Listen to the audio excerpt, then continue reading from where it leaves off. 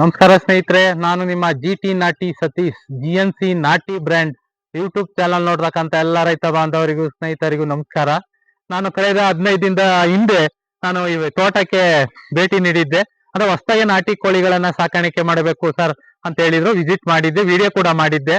ಅವರು ನಾಟಿ ಕೋಳಿ ಇರೋದಕ್ಕೆ ನಾನು ಸ್ಥಳ ಗುರುತು ಮಾಡಿ ಇಲ್ಲಿ ಒಂದು 20-40 ಅಡಿ ಒಂದು ಹೀಟ್ ಶೆಡ್ ನಿರ್ಮಾಣ ಮಾಡಿ ಇಂದಿದೆ. ಅವರು ಡ್ಯೂಲ್ ಪರ್ಪಸ್ಗೆ ಈ ಒಂದು ಮೇಕೆ ಕುರಿ ಸಾಕಾಣಿಕೆ ಮೇಲ್ಗಡೆ, ಕೆಳಗಡೆ ನಾಟಿ ಕೋಳಿ ಸಾಕಾಣಿಕೆಗೆ ಸಂಬಂಧಪಟ್ಟಂತ ಒಂದು ಹೊಸದಾದಂತ ಫಾರಂ ಅನ್ನ ನಿರ್ಮಾಣ ಮಾಡಿದ್ದಾರೆ.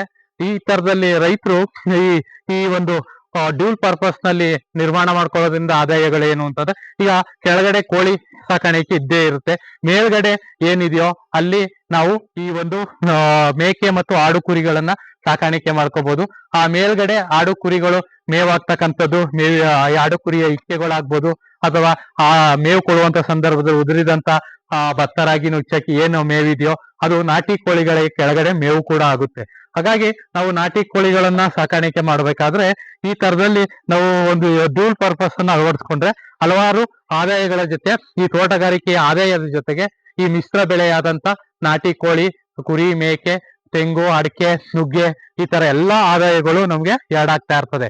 ಹಾಗಾಗಿ ನಾನು ರೈತರಿಗೆ ಎಲ್ಲೆಲ್ಲಿ ನಿರ್ಮಾಣ ಮಾಡ್ತಾ ಇರ್ತಾರೆ, ಎಲ್ಲೆಲ್ಲಿ ಹೊಸದಾಗಿ ನಿರ್ಮಾಣ ಮಾಡ್ತಾರೆ, ಅದರ ಮಾಹಿತಿಯನ್ನೆಲ್ಲ ಎಲ್ಲಾ ರೈತರಿಗೆ ಅನುಕೂಲ ಆಗ್ಲಿ ಅಂತ ನಾನು ಮಾಹಿತಿಯನ್ನ ಹಾಕ್ತಾ ಇರ್ತೀನಿ.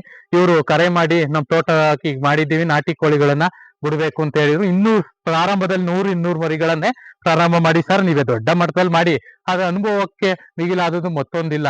ಹಾಗಾಗಿ ನೀವು ನಾಟಿ ಕೋಳಿ ಸಾಕಾಣಿಕೆಯ ಒಂದು ಅನುಭವ ಆಗ್ಲಿ, ತದನಂತರದಲ್ಲಿ 500-1000 ಸಾಕಾಣಿಕೆ ಮಾಡೋರಂತೆ ಈ ತೋಟದಲ್ಲಿ ಒಂದು 100-200 ನಿರ್ವಹಣೆ ಮಾಡಿ, ಆ ಮೇವಿನ ನಿರ್ವಹಣೆ ಮಾಡಿ, ನಾಟಿ ಕೋಳಿಗಳನ್ನು ಸಾಕಾಣಿಕೆಯ ನಿರ್ವಹಣೆ ಬಗ್ಗೆ ಅನುಭವವನ್ನ ಪಡ್ಕೊಂಡು ನಂತರದಲ್ಲಿ ಒಂದು ದೊಡ್ಡ ಮಟ್ಟದಲ್ಲಿ ಸಾಕಾಣಿಕೆ ಮಾಡಿ ಅಂತ ಹೇಳಿದ್ದೆ. ಸೊ ಅದೇ ರೀತಿ ನಮ್ಮ ಒಂದು ಮಾರ್ಗದರ್ಶನದಲ್ಲಿ ಮಾಹಿತಿಯಂತೆ ಅವರು ಈ ಒಂದು ಶೆಡ್ ಅನ್ನ ನಿರ್ಮಾಣ ಮಾಡಿಕೊಂಡು ಅವರಿಗೆ ಈ ಒಂದು ಮರಿಗಳು ಬುಕ್ ಆಗಿದೆ. ಇನ್ನ 1 ವಾರದಲ್ಲಿ ಮರಿಗಳು ಇಲ್ಲಿ ತಂದು ಇಳಿಸುವ ವ್ಯವಸ್ಥೆ ಆಗುತ್ತೆ. ಹಾಗಾಗಿ ನಾನು ಪಾಯಿಂಟ್ ವಿಸಿಟ್ ಮಾಡಿದೆ, ಎಲ್ಲ ರೆಡಿ ಮಾಡ್ಕೊಂಡಿದ್ದಾರೆ, ಹೇಗ್ ಮಾಡ್ಕೊಂಡಿದ್ದಾರೆ ಎಂಬತಕ್ಕಂಥದ್ದನ್ನ. ಹಾಗಾಗಿ 80% ಕೆಲಸ ಮುಗ್ದಿದೆ.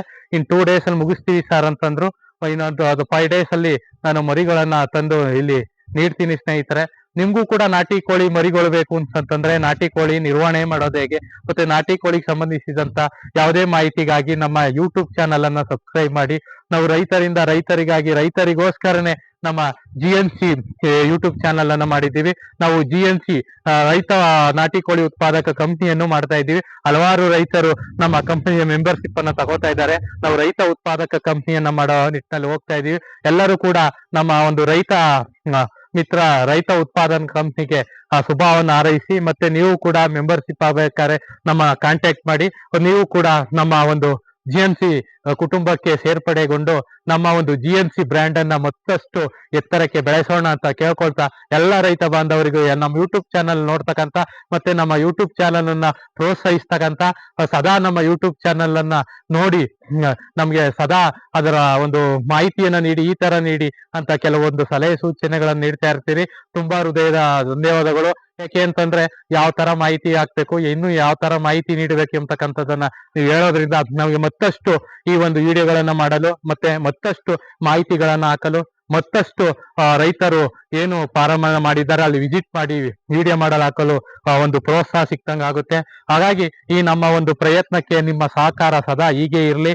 ಯಾವುದೇ ಒಂದು ಹೊಸದಾಗಿ ನಿರ್ಮಾಣ ಮಾಡ್ತಕ್ಕಂಥ ಫಾರಂ ಆಗ್ಬೋದು, ಶೆಡ್ ಆಗ್ಬೋದು, ಕೋಳಿ ಆಗ್ಬೋದು, ಎಲ್ಲರಿಗೂ ನಾನು ಶುಭ ಹಾರೈಸ್ತೀನಿ. ನೀವು ಕೂಡ ಉತ್ತಮವಾದಂತ ಒಂದು ನಾಟಿ ಬ್ರ್ಯಾಂಡ್ ಅನ್ನ ಬೆಳೆದು ನಮ್ಮ ಒಂದು ಕಂಪ್ನಿಗೆ ನೀವು ಕೂಡ ಸಹಕಾರವನ್ನು ನೀಡಿ ಅಂತ ಹೇಳ್ತಾ ತಮ್ಮೆಲ್ಲರಿಗೂ ಧನ್ಯವಾದಗಳನ್ನು ಅರ್ಪಿಸುತ್ತೇನೆ.